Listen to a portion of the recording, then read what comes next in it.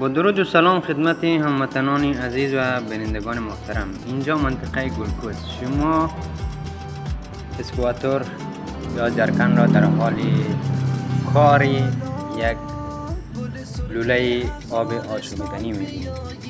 این کار این لوله از طرف یک آدم خیر به نام نجیب که واقعا نجیبه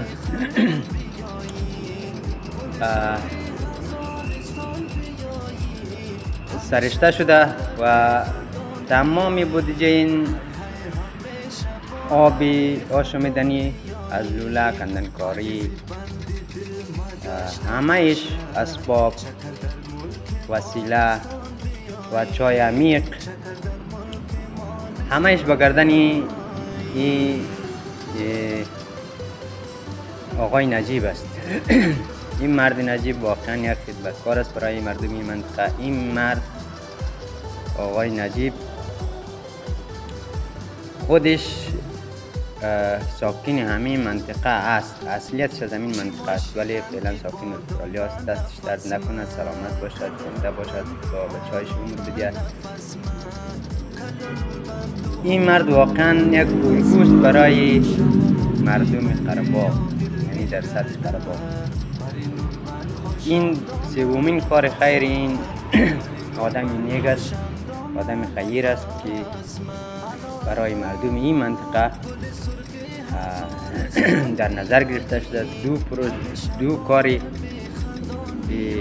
قبلی، یعنی دو پروژه قبلی با موفقیت به انجام رسیده. یک کار مکتب و دوم لوله‌کشی طرفی بیتاب از منطقه بیان چای عمیق زد و تانک درست کرد و بعدش هم کندنکاری جای لوله و لوله‌کشی آب برای همه مردمی که زیر این در زیر ساحه زندگی میکنن.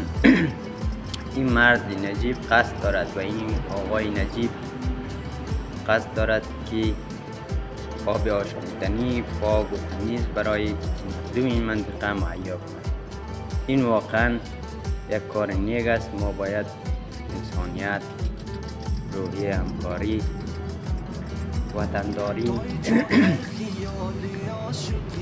و اخلاق نیک را از این مرد الگو بگیریم.